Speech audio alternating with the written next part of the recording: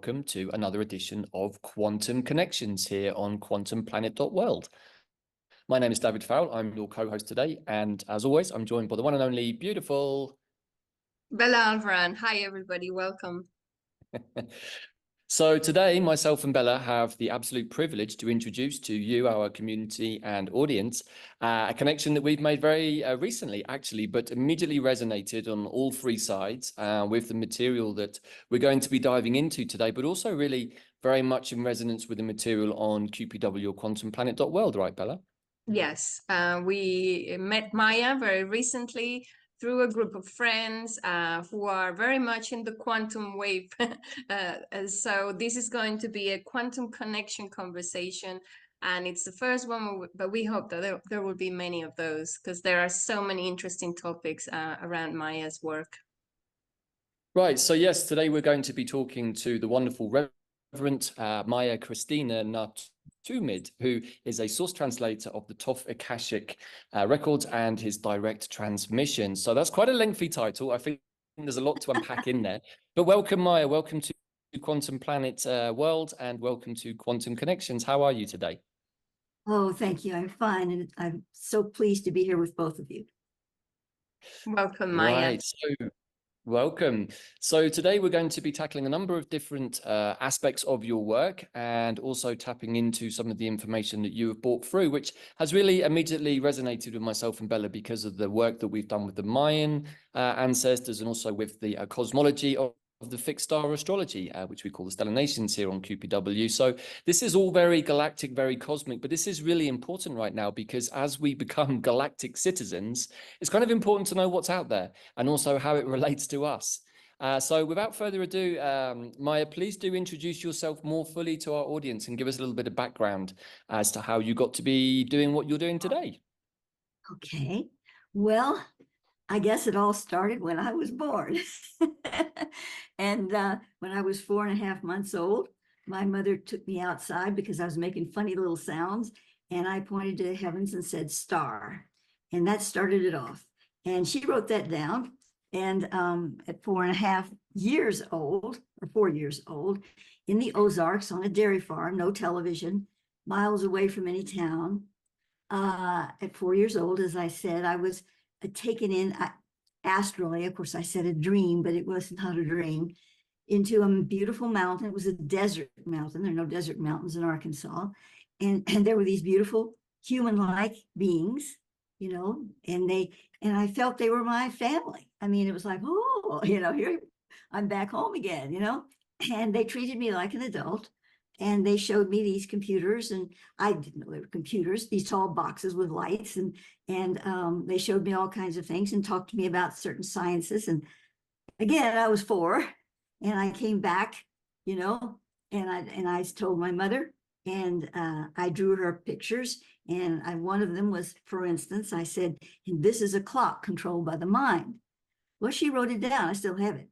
I have the little napkin that I drew it on, and she typed in on each one, you know, what I'd said.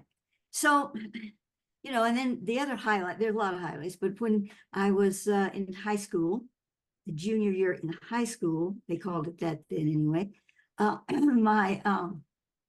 was going into school. I put my hand on the study hall door. It was really the cafeteria outside. I put my hand on the door, and very clearly I received Christine, because that was my birth name. If you go one more day, it will be dangerous. It was said very calmly. Turned around, got to the car, and my mother said, what's the matter? And I got in the car and I told her. She looked at me all of 3 seconds, 3 long seconds, and said, let's go home. And I didn't go back. And 6 months later, I began my work. The beings, the star kindred, started appearing to me in my bedroom, and on several occasions they appeared to my mother. And on 2 occasions at least, we saw them together because they asked her to get up and come in my room, and I followed her, and, you know, I saw the 2 of them together. And so, you know, this is not little dreamy things. These were real things that happened. We saw the starships together, whatever. And this was not intrusive. I was not being abducted. This was my family, you know, and hers too, probably. So that began it. And then they told me that I had a benefactor, and that this benefactor, I would be able to consciously communicate with him at some point.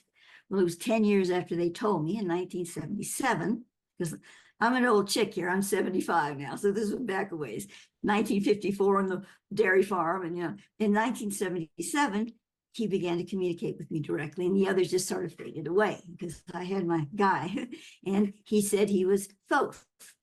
And the Thoth, but he had an unusual story, and he was Thoth Muzurud at first when he came from the Blue Star Rigel, and later he incarnated as Thoth race Zavafra in Egypt. On and on. I have a large amount of information on all of that, but that is how it happened. And I've been doing this work all my life. I have 57 plus years of material, written for the most part, but then in the last, 10 years, for instance, or maybe a little longer, I've been doing videos, compiling, bringing forward the nectar of those transmissions and those information. And now I can do art as well, more recently with the AI art, and Thoth overlights it. So I have this beautiful art to accompany it, in my videos. And that's the best way for me to get it out, because it's so massive. People just get lost in the library. And if they have the videos first, then they can kind of tippy-toe into certain sections of the library. And now with ChatGPT-4, I have someone who's compiling, whole document things in chat so that they can, get to it that way. So it's a big job. But now I have the New Earth Art Foundation that is working to compile and put that together, and also to have teachers that will teach this work in a way. They will have it as their focus of foundational focus, and then they bring their own information, their own knowledge in, but it's like the scientific focus that they use to build their own programs, and it's already beginning to happen. So that's it in a nutshell. Let me ask you, Maia, thanks. What is the main focus then of the transmissions and of the information that you have been sharing? What is the main goal, do you think, of everything that you've been doing throughout these years? Well, all of this work from the very beginning is focused on why we're here on planet Earth, what this is about, the creation of the planet, the science behind it, the inner Earth, the sacred hollow, and how that is created, and the intricate science behind it. And it's quantum science, but I didn't know that when I began. I was 16, and it was 1967.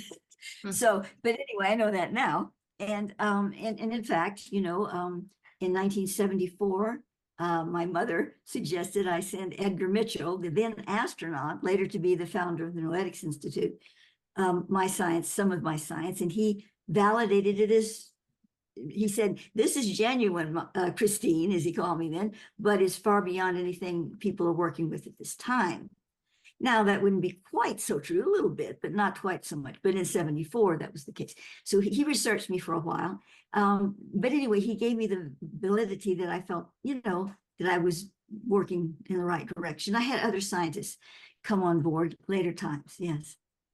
Excellent. And so one of the reasons why I immediately clicked with your work is, well, first of all, we connected. You came to do one of the Galactic Signature readings, and we had a session. Would you like to share anything about that? Did it resonate with your work as well? It was very enlightening to have three white, what is it called? World magnetic bridgers, white world.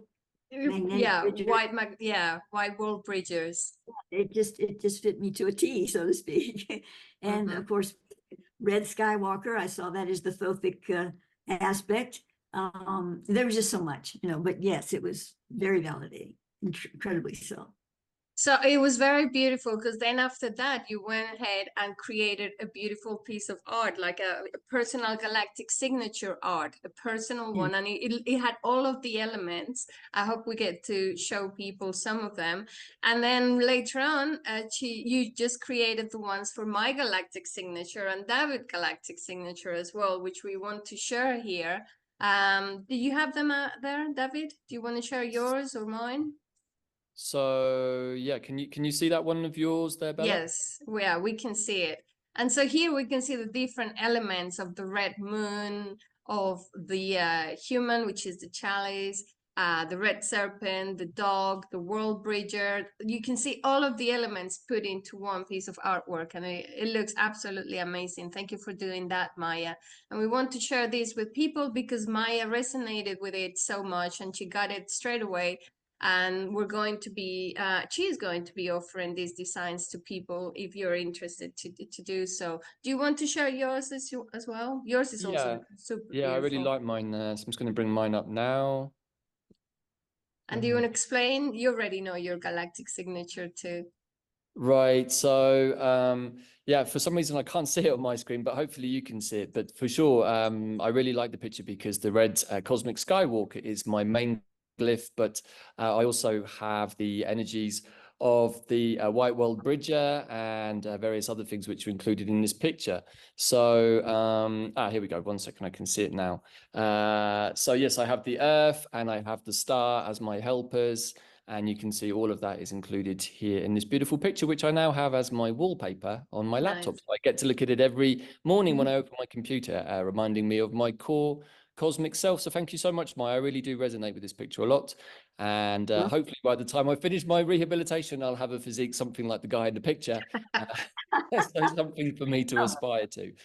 So thank you very much for that. Hopefully too. the outfit too, David. We'll These see. are Maybe for- I might have to go on a pilgrimage to India or something to get that. Right. We'll see. We're definitely working towards that one. And these artworks are, you know, high resolution, so you could print a giant one for your wall if you wanted to when through with it. Yeah. So that is the most recent kind of adventure that we've been regarding art and the Mayan thing. But Maia has been working with Mayan and the High Mayans and Pleiadians for a while. And this is where I'd like you to share a little bit about that. We are going to share the links in the notes to the videos you have created connected to the Mayans. So what can you share about what they have told you about that? David, you're still sharing? Sorry, I was trying to bring up the image of Thoth so that we could see where the. Would you like me to bring up the image so we can see, where this material is coming from?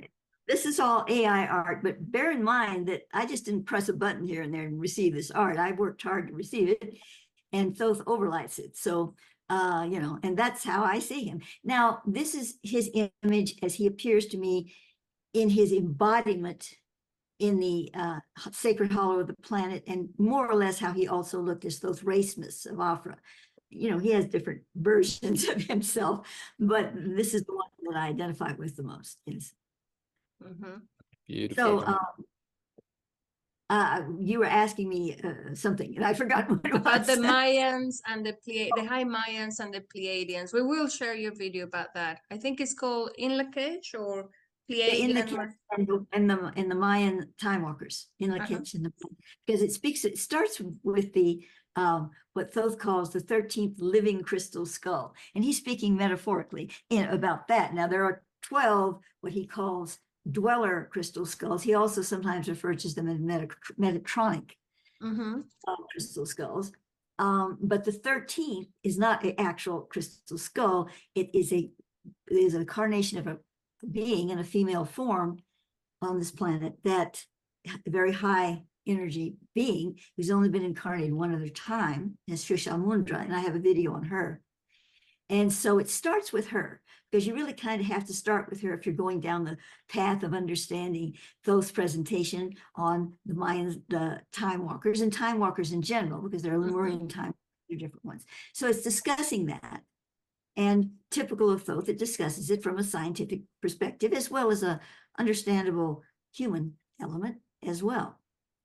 And so, you know, the time walkers are souls that have dedicated themselves to be able to move through time, not necessarily with a starship. Maybe some of them do, but I don't think so. They just are able to go through time to make adjustments, corrections.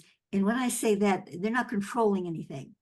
They're moving like a dance with the flow. And if you're in a rhythm of music and you're a dancer, which I used to be, you know, and something's a little out of sync, well, you adjust it so it'll be in sync. You don't change it to be artificial. You get things sync with the flow. So Yes. that's the kind of work that they do is generally as time walkers. And this discusses more specifically the high Mayans, which were a mixture of the Mayan, human Mayans and the Pleiadians. Mhm. They interconnected genetically with the Mayans at some point and created what Thoth calls the high Mayans. And out of that came the Mayan time walkers. So I could probably write a whole book on it, which I ain't going to do, but Oh, I think you probably should. The whole topic is fascinating. And you mentioned that you also met Jose Argüelles. Yeah, I did. Oh, and I was looking in my jewelry box or something the other day, and I came up with a tiny little, the Mayan kin glyph, the little silver one that he gave me. It was just, sitting there in the box. Yeah, he came to Crestone when I lived here before in the 1990s. I lived here twice. And I can't, it was so long ago. He was here for another reason. He didn't come to see me, but he was aware of my work, interested in it. So when he came here, he and my former husband and I and him, had a nice meal together at the White Eagle Lodge, which is no longer active, but it was a nice place to eat at the time. And, Yeah. we just had a nice discussion, and he gave us both those little symbols. Wow. Well, the Mayan time walkers are especially attuned to the center sun, Atoma. Atoma is what Thoth calls it, the central sun of the planet, which, around it is the sacred hollow. And it's in a slightly removed dimension, slightly, not a lot, just a little, like water rippling on the surface of the water. And yet there's a whole science behind it. It's not just some magical realm. There's a scientific understanding of how all planets who are ensouled, not a soul like we understand it, but planetary soul, we're going to call her Gaia here, and all planets that have an ensouled energy have a hollow because of the way, and it's slightly removed dimension. He talks about it like a Coke bottle opening. It's got, you kind of turn it at a certain point, the dimensional electromagnetic field turns like that, and it starts opening up and creating this slightly removed dimension of a sacred hollow. And the reason for that, well, there's a lot of reasons, but the main reason is so that the Atoma, the central sun, the living brain, the golden rose, as Thoth likes to call it, in the center of the earth becomes viable. It becomes a mind. And it's in the sacred sun Atoma that what Thoth calls the planetary genius abides. The planetary genius is not a thing that you can hold in your hand. It's a development, I guess you could say, of the brain. And it holds all the beauty, all the good things, all the highest spiritual content of everything on this planet. Humans, lizards, insects, whatever. The highest spiritual context of all of that context is within this planetary genius. And boy, do I have a story about that, which I won't tell here, don't worry, but I might include it in one of the videos so you could see the planetary genius, because it's quite a story. It involves one of the scientists, the inventor of the world's first laser engine, who I contacted him with my work in 1973 to something, and he was very excited about it. And we developed a friendship, and my mother was very much a part of that friendship.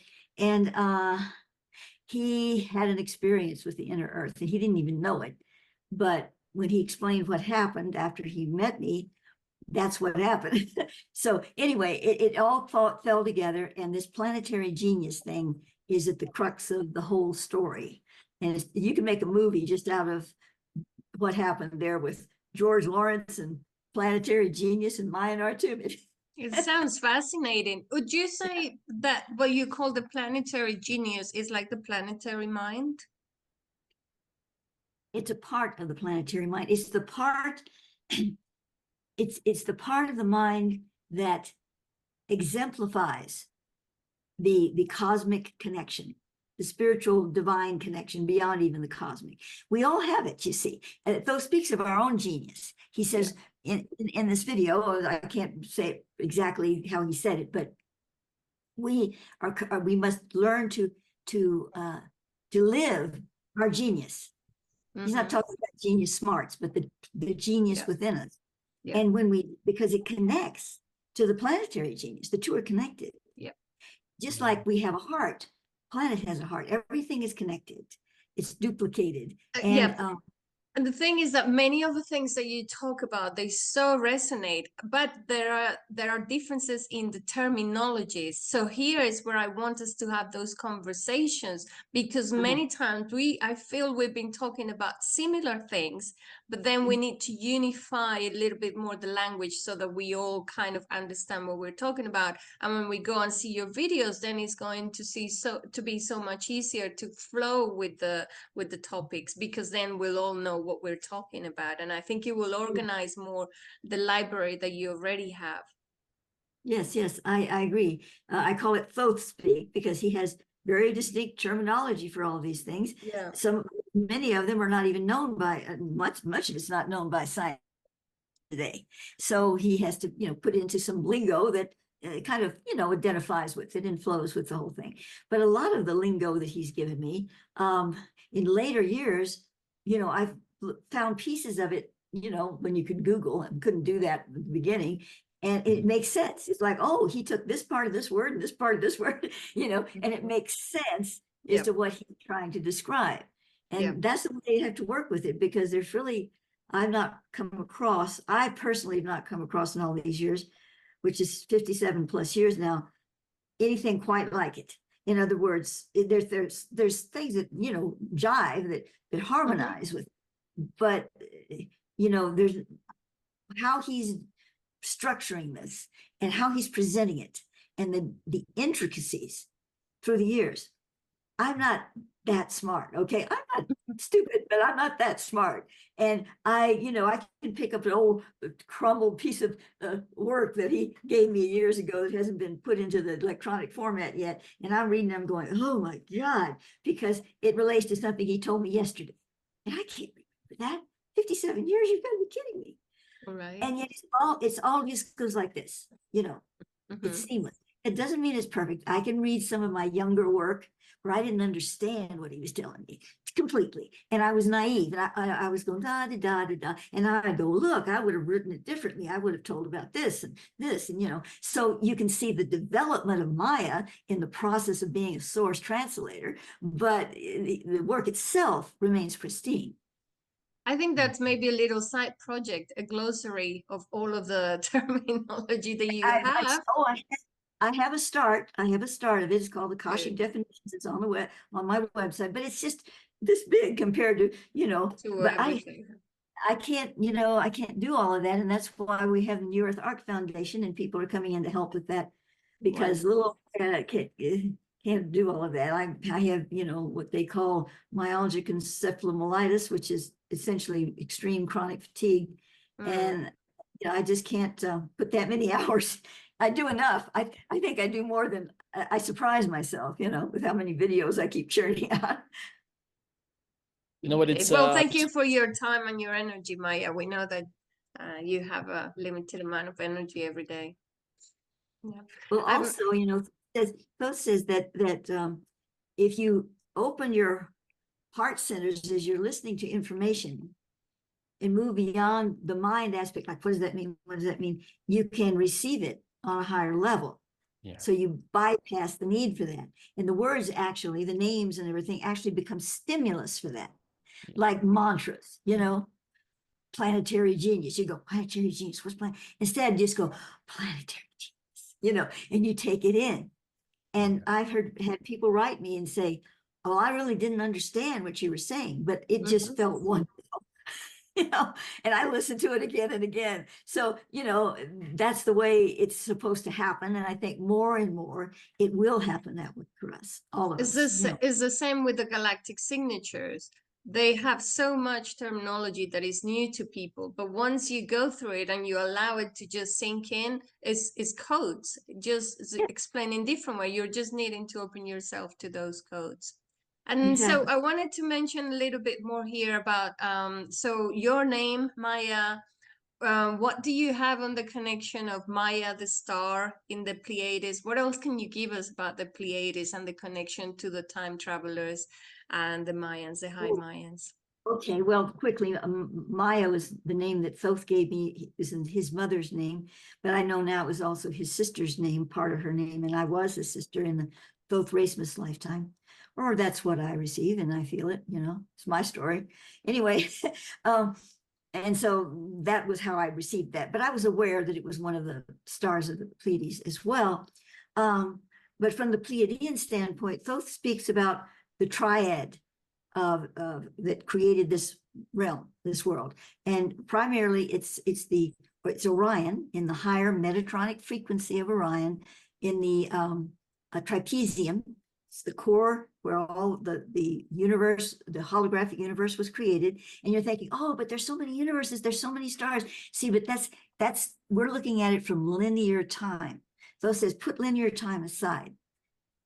Orion is the crucible of our holographic universe, not a hologram that somebody, alien created. It's a natural function, but it's the natural function of this stream that comes out of the trapezium of Orion.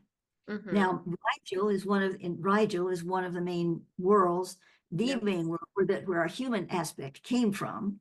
Although many star systems have come in since then, many star systems. But the Pleiades and Sirius form the other part of the triangle.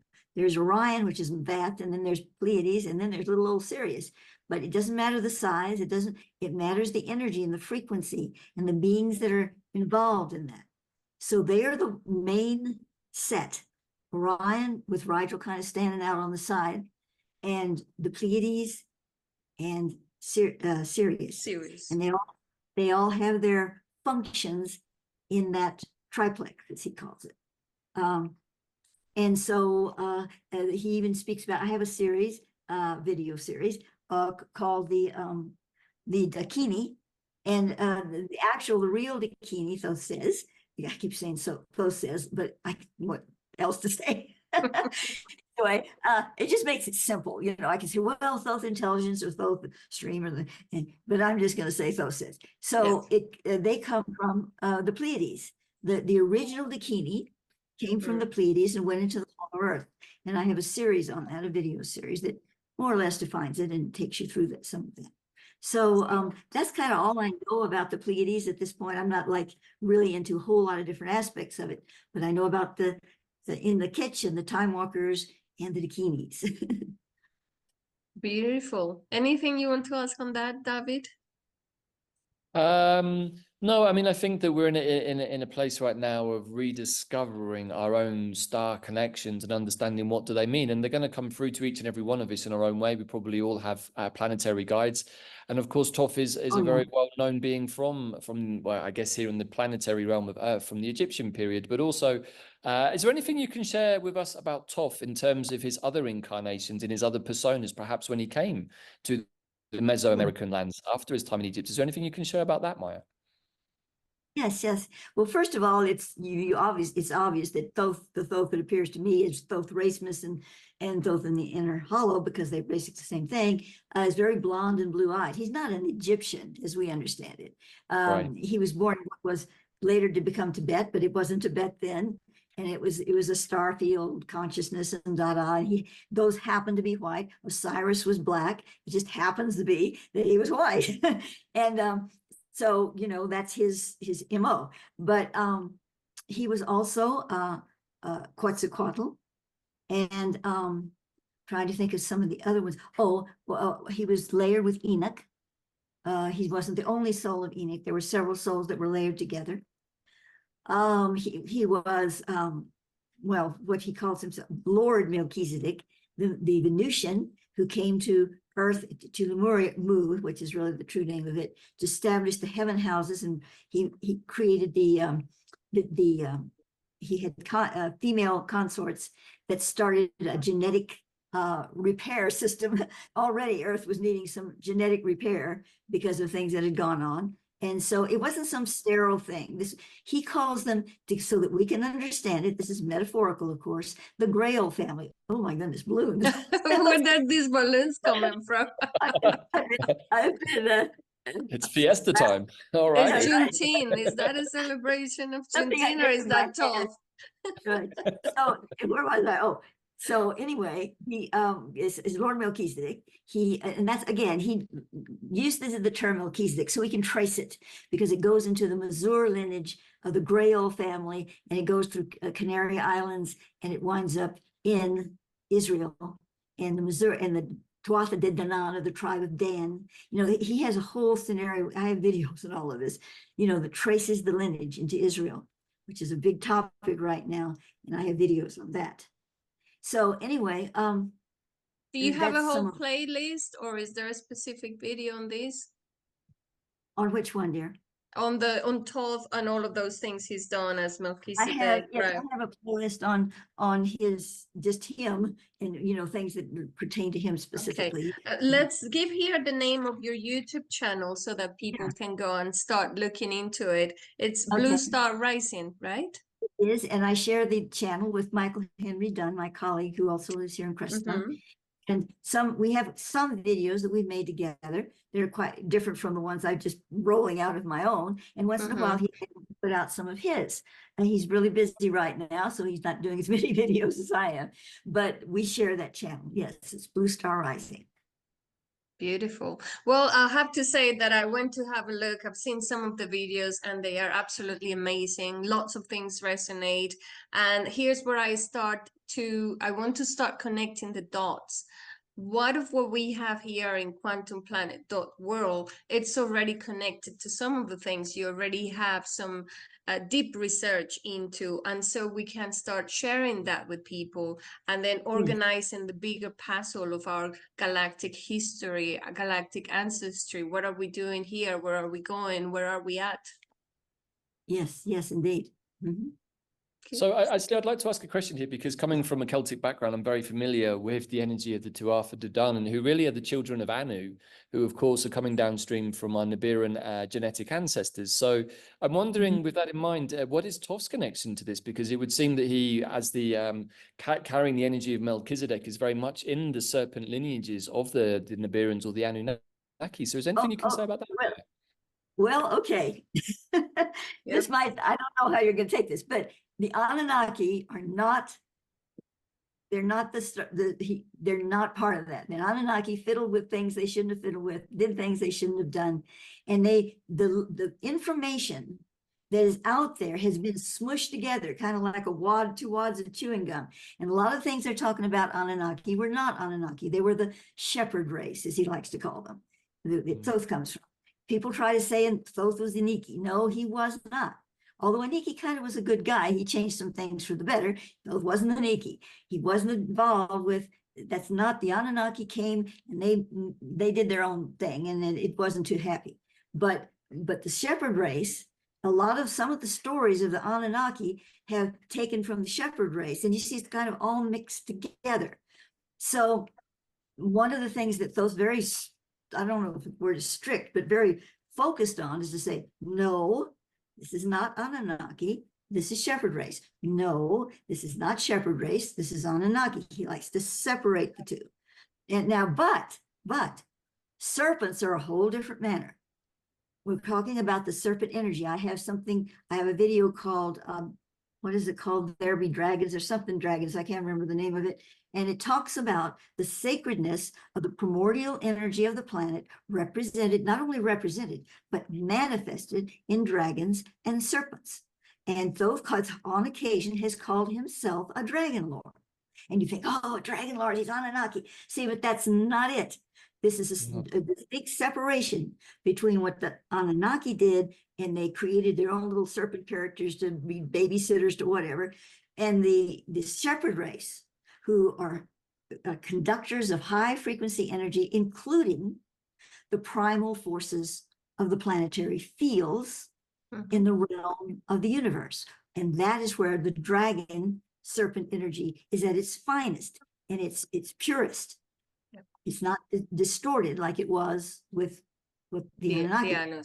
And that completely coincides with the Mayan cosmology, where the dragon is the first glyph of the Tzolk'in, and it contains all the energy of the primordial energy. And the serpent is the next glyph, the next red glyph, and it contains the Kundalini, the life force energy. So both of them connected to the primordial energy, ley lines, Kundalini of the planet and of ourselves. So I like Yeah. that because it coincides as well. I'm going to start writing down some of the videos I want to share with you all.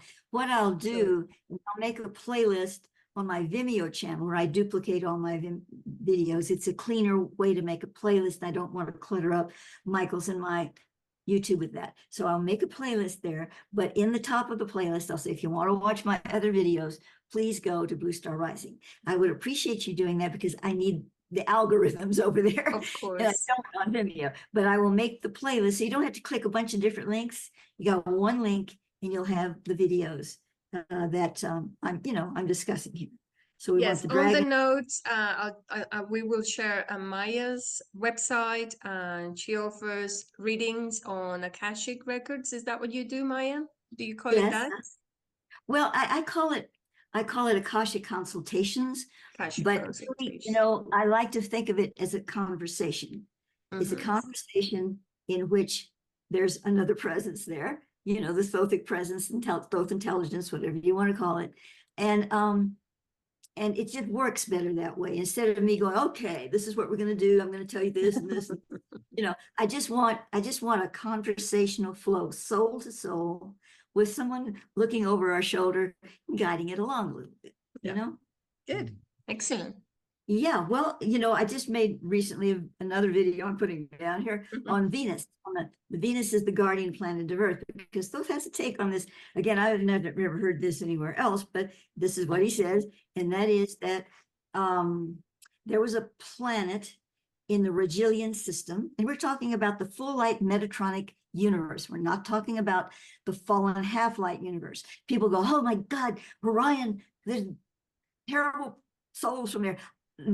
No, that is every single star out there has a fallen aspect to it from our quantum perspective. Okay, so we got to take that and just move it aside. We're talking about full light Metatronic experience, and that's what seeded this planet originally. That's what's inside us. No matter how dark we make it. Wow, what happened there, Maia? The special effects. Wow. Okay. I I'm was impressed. just gonna say, no matter how dark we make it become. Then you go Anyway, let's stop the tricks there, though. And so the Metatronic field, the Metatronic light field, contains the constellation, the Rigelian system. Okay, the blue star Rigel comes from there, and so there's a planet that self-destructed because it didn't behave too well and it just got a line. And Thoth refers to it as Atlantis. It wasn't named Atlantis, and he's clear about that, but he's just going to name it that so we can follow the path. And certain souls from that, so the Earth had to, I'm sorry, I'm getting mixed up here. The Rigel sought a place to be able to create a field of consciousness that would uplift and balance what had gone wrong.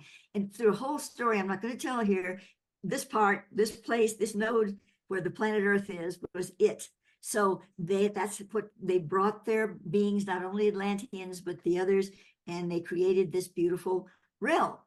But there's some of the Atlantean souls that didn't want to change too much. They said they would, but they got into their old habits, and we're still dealing with that today. But anyway, so the world, came about in that way. So Venus, I'm sorry, I got off the top. Venus is the guardian planet of Earth. There are two worlds, not the rocks and the soil, but the frequencies and the beings that came through the Stargate from Orion, from Rigel, to this solar system, and that is Earth and Venus. It's our guardian planet. And when you look at Venus, you see this big gas ball.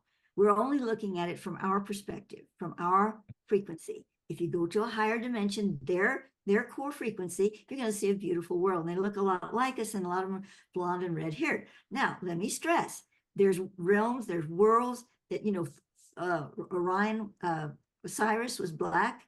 There are lots of different race types out there, but it just happens that's what the Venusians were. And that's why we have a lot of, tall, blonde, white space people here. So anyway, that's how that came about. I know I'm getting too carried away here, but I will put the video down for you. Well, as you can see, there are so many different topics that Maia can cover, and she has done so many videos for those things. So this is the intention, to have those conversations and choose some topics, and then maybe add the links of the videos and direct people to those videos already created. But maybe to start wrapping up, do we want to go into the other topic that we mentioned, which is moving into the new Earth star? Do you want to give us a little intro into that? And I know that we're going to talk more about this, hopefully in the future conversations, but maybe a little intro of what that is. I will put down, so I have, videos in that, of course, so I'll put down something for that. So Thoth refers to it as the new Earth star. First of all, he first gave me told me about the new Earth star in about 1980. So this was long before everybody's talking new Earth. And he said he called it the star because it translates into such a high vibration. It's likened unto a star. But it's still the Earth, because when it moves from what he calls, all planets go through this process if they make it long enough, from a world system 1 to a world system 2. A world system 1 is entropy, things break down. A world system 2 is syntropy, things come together, rise up. So when we move from a world system 1 to a world system 2, this planet, he's calling, just for the heck of it, he's calling it the new Earth star, because it is still Earth. It brings the planetary genius we discussed before from the center of the Earth into the other realm. It goes with us, not the rocks and the soil and the trees, but the planetary genius and the codes of some of the beautiful places like Crestone here that have those right codes. And the people that are embodied at that time, that do move through that portal, they translate their bodies with them. And I said, why is that important? Like, if it happened tomorrow, I'm 75 years old, I don't want this body to go to, arrive on the new Earth like this. And he said, well, you see, you're not going to come over the other side and be old or young, or you're just taking the light codes. But if you're in the body at the time, it helps transfer the whole field so that the base level of what's the base isn't this anymore. It's this, it's another base level. And it requires a certain amount of codes of trees and flowers and plants and people to be able to change that dynamic so that it still registers as Earth along with the planetary genius. A lot of us won't be incarnated at that time. No worries. We're still going to be part of it. We'll be part of the process, and we will have a role to play in all of that. Now, I just want to say this. I know this is so much. All I can tell you is that this is my experience. I'm not trying to say that, this is how it is.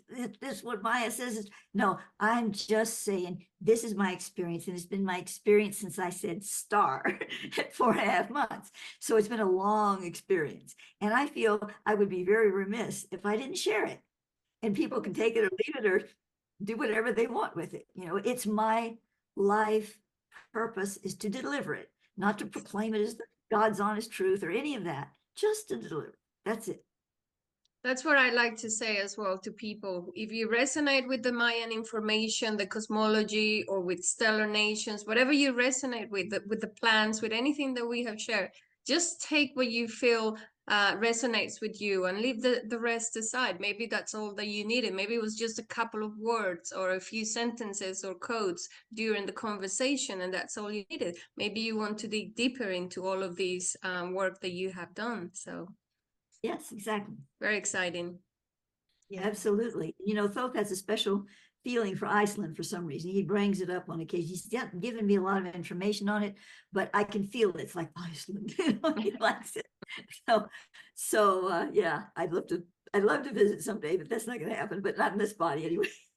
I mean, it's an incredible place, a really beautiful place, but it doesn't surprise me that that Thoth would have this connection, because I feel that the white wizards with the blue eyes have a very strong connection to the Nordic, what we would call the Nordic Scandinavian ancestry. And Iceland as a place is incredible. I mean, energetically, it's the only other place I've been similar is northern Scotland in the Highlands, where the heavens feel like they're touching the mountains. And so we get these energetic uplifts. We can even say maybe from the planetary genius or from somewhere where humans and we can say construction workers have not managed to take over and obliterate the blueprint. And when we go to those places on the planet where those blueprints are still very much intact and very pure, we can much more easily step into those other realms and witness the etheric blueprints and templates of what we currently call Earth, but obviously is a much greater vessel in itself. Yes. That is one of the topics that we're passionate about, everything to do with sacred sites and the earth grids. And so we definitely want to go and have those conversations with Maia. And I know that you have some videos already on that. So maybe we'll start writing those down for the next conversation. Sacred sites and earth grids would be fascinating. Oh yeah, that would be very cool. I'd like that. So Maia, with that in mind, I'd like to ask a question as we head into the final sort of 5 to 10 minutes of this wonderful interview that's flown by, is with we'll just use a term that's out there, but with the so-called ascension process, what I'm going to speak for myself, what I understand is that there is a reconfiguration and a lifting of the original blueprint that was meant to manifest down many, many eons, millennia ago, we can say, in linear time. And somehow with the fall of the Atlantean experiment, never really quite came to fruition in the way that that it was meant to. So I've often wondered, is that actually true, or did Atlantis actually manifest and it's been obliterated and removed from the linear time space of what we consider to be 3D Earth? Or was it really only ever, we can say, an energetic construct that was in the process of being manifested down? Do you have anything to share about that? Well, Thoth speaks about the Atlantean time tsunami, and that is what took Atlantis down physically. And it was created not by some evil wizards, but there was a slow deterioration of things. It's so, all you have to do is look on the world news now. There was a slow, it's repeating. It's more complicated now, but it's the same thing, just a slow deterioration. And it reached a point where, of course, those scientists were having, they had a lot more science than we have now. And they said, wait, we can fix it. I know what we'll do. We'll go into the timeline and we'll do this and that. And there were these other scientists, I don't think that's a good idea.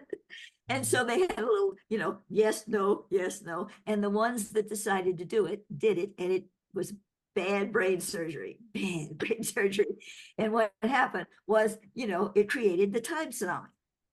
And I have a video on that. It's called Lady of Light. So I'll put that. Yes, and, please. A lot of homework, everybody. Is that connected to like CERN and what they have been doing with CERN? Yeah, well, that's sort of what's going on now. But so that's what brought them into the position now of the key, because we've all been Atlanteans, so that's fine. I'm not putting a cast on Atlanteans, but the key Atlanteans from the old world group that just couldn't shake their desire for power, couldn't shake they have a story about themselves, and their stories that they're supreme beings. They deserve to rule the world, and it's come around again. It's very deep in there. And so here they are again. You can point them out. We ain't going to there, but you know who they are, or some of them. And they're in that position again. And you can see some of the things happening again on the planet. However, we don't take into to consider, well, maybe we do take into consideration, but many people don't, that there's another side to the story. And it's one of great light and the star kindred, the inner earth kindred, the whole program of light from the angelic realm, from Mikael and Metatron, who are incidentally, that's Thoth's lineage. He says, I am from the lineage of Mikael, who's from the lineage of Metatron. So we have all this at our, to help us. But we have to, as my mother used to say, and she was an incredible human being, we have to spit in the clay. She said that Jesus could have healed the blind man's eyes by just looking at him. But no, he stopped, he knelt down, he took soil from the earth, he put his spittle, his genetics, his being into the clay, and he put it on the blind man's eyes. And then the blind man had to wash it out off with sacred water. So there's a whole process. So when we would get into a situation, she says, well, it's time to spit in the clay, So I'm going to say that we have right now, it's time to spit in the clay so that we can change the dynamics to help open the door so that we can get the extra help that's waiting to be there for us, but they will not interfere with our evolution. So we have to be ready to receive that. And they've already helped tremendously, but there's more help to come. So anyway, that's kind of where we are now. And this is the Atlantean syndrome. We're simplifying it because it goes back into eons of time, but that's where we can catalog it now. We can look back to Atlantis and see how that is affecting us in this period of time.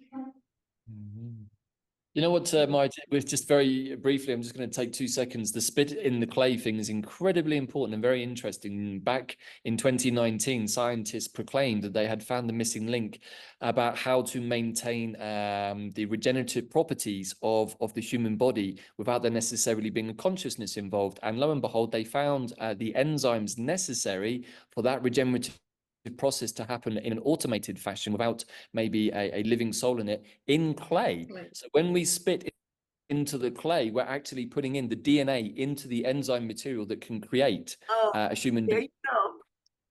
That's beautiful. Fascinating, right? My mother was a special person. You would have loved her. She was on And top of it all. Yeah, it's where mythology and science start to meet again. And that's what we've been doing with some of our conversations as well in the navigation guide. We're bringing spirituality and science and everything into the quantum space, because it's where we want to take everybody to quantum consciousness. This has been fascinating, Maia. Thank you so much. I know you have lots of other interesting topics like inner earth. That's another one we'd love to cover. The history of humanity, mystical realms, Lemuria, plants. You send us a beautiful video about the realm of the plants as well. We want to cover that in one conversation too, if we can. So it's just a huge list, and we're very, very grateful to have met you. We want to have lots more of those conversations, and we'll try to share some of the links related to this specific topic in the notes. Thank you. Yes, I will send you the playlist in the Thoth page on my website that has some videos. It just talks about Thoth as incarnations. And if people are interested in that, it's because we discussed some of that. So Brilliant. I'll send you all. Brilliant. Thank you so much. I'm fascinated by the lineage of Mikael, Thoth, and Quetzalcoatl, that they're three beings that I personally have quite a strong connection with in different ways. And I think it's fascinating to hear you repeat what I already understand myself. So I think that would be a really interesting topic of conversation, and maybe how that links to some of the more Nordic lineages and how we can understand that they're quite often, we see this repeated actually, where we see things like the Templars, for example. It's very confusing. Were they good? Were they bad? Were they something in between? Generally, what we can see is there's a bit of both, that there are good lineages and there are bad lineages. Things get confused, and then we're not really sure who the hell is what anymore. And so we don't know who to trust. So separating these out, I think, is really important. We're Templars. I mean, I'm a Templar, and oh gosh, there I go black again. Must be off limits. So this is secret information. And but you know, the core of the Templar, because Thoth has a lot to say about that too, was ordained, and it came from John Martinus, the son of Yeshua and Mari, the only child, he swears, that was conceived when after he left the body and on Iona. That's where he was conceived, and there's a whole story about that. But anyway, he calls John Martinus the first Templar, even though he didn't have an organization. He just means that's where it came from, and he traces the lineage and the consciousness of that. And so these other Templars that maybe did things they weren't supposed to were just offshoot crazy, things that happens, Yeah, very, very true. And we've also been following the track of Quetzalcoatl around Mexico. So we want to hear more about Quetzalcoatl, if you have any of that connection as well, because it's fascinating. We've been to many of the pyramids and following the tracks, and we feel connected to that part of the story as well. Yeah. Right. I have a series called the Path of the Grail, and it starts with Lord Melchizedek and Lemuria, and goes, through the whole thing. Atlantis goes to the Canary Islands, talks about all of that, and on into the whole Mazur lineage. And the Mazur is an actual ancient name according to Thoth. It's not one of those he made up later, and it's connected to the star Mazuriel, which is it's hard to explain. It's the golden star of Mazuriel. It's a threshold or portal to the Atossic universe. The Atossic is the not the universe that's all it's not polarized. It's one. It's all one. And the Atossic universe literally dwells within us if we awaken it. But there is a physical space aspect to it, and that's the star of Mazuriel. So we got to do a whole thing on just Mazuriel. It's kind of a very interesting subject. But Mazur, are connected to that. And they are from the original Braille kings and queens, just metaphorically speaking, of the Lord Melchizedek's lineage, and how it fell, how it was sabotaged in Mu and sabotaged again in Atlantis, and many of the priestesses and some of the priests were killed. And they managed to, what was left, migrate. And there's that whole story. And then many of them, not all of them by any means, but they wound up in what is now Israel. And that's quite a story, and it makes a lot of sense for today. It sets things straight because there's a lot of misinformation out there. Anyway. Beautiful. Yes, we'll be joining the dots of what has happened, what is happening, and what will happen, I think, through all of those series. I think it's super exciting. Thank you again, Maia. We're going to start wrapping up here. Any last final message that you want to send people about your work or anything? Well, if you go to my website and there's a lot of different pages there, but I have a activation store, and I have you can see my sessions. I do the sessions there. You'll find all the links on my youarestar.org website. Okay, beautiful. Wonderful. Well, look, thank you so much, Maia, for joining us today and just giving us, I would say, not even 1%. No, not even. of the wonderful work that you've been doing with the Ascended Master that is Thoth. And, for all of you out there watching this, I'm sure there's been many light bulbs and chimes going off, but please do in the comments below, please do highlight if there are any particular tracks that you would like us to delve into more with Maia. Yeah. And we'll see what is resonating back to us from the field, because I've written about 4 pages of notes here. I was like, okay, that sounds good. That one's personally interesting. Even the Azores, I was researching into the Azores Islands only yesterday. And the Portuguese was saying that when they arrived, they actually found the remains of other stuff there, of course. But they decided, because nobody was living there, that they would claim it for themselves, which is something of a theme of the more recent last 500 years of colonialism. But as you said, Maia, we are sort of in the process of breaking down many of the illusions and overlays of stories. So I think that what we're trying to do here is start to do that process. So yeah, we have something. We're also in the process of repairing time. Yes. And so I think many things are going to click here for everybody. Yes. Yeah. And one little thing, Thoth says he's not an ascended master because he never descended. He's never been part of Earth karma, even though he is incarnated here. He has not been part of this karmic.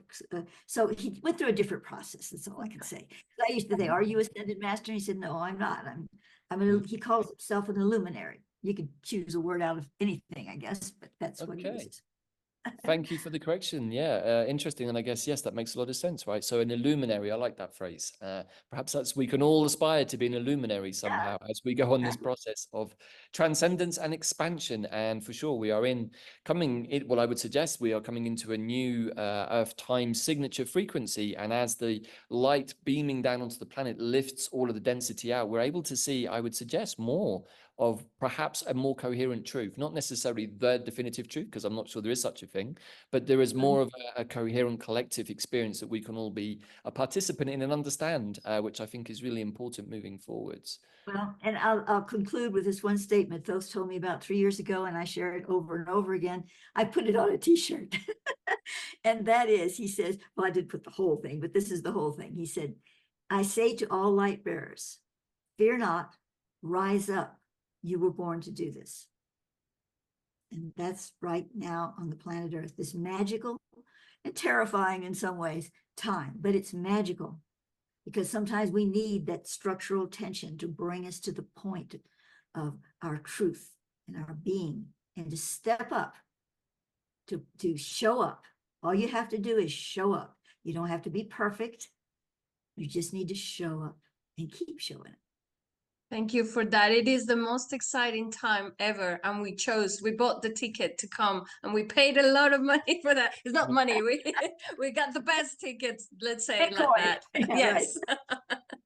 Okay, thank you, everybody. Thank you for joining us, and we'll hope to see you in the next session of Quantum Conversations, Quantum Connections with Maia. Thank you Alright. all. Thank you very much. Thank you again, Maia. Thank you, everybody, and we'll see you all again very soon. Bye for now. Bye.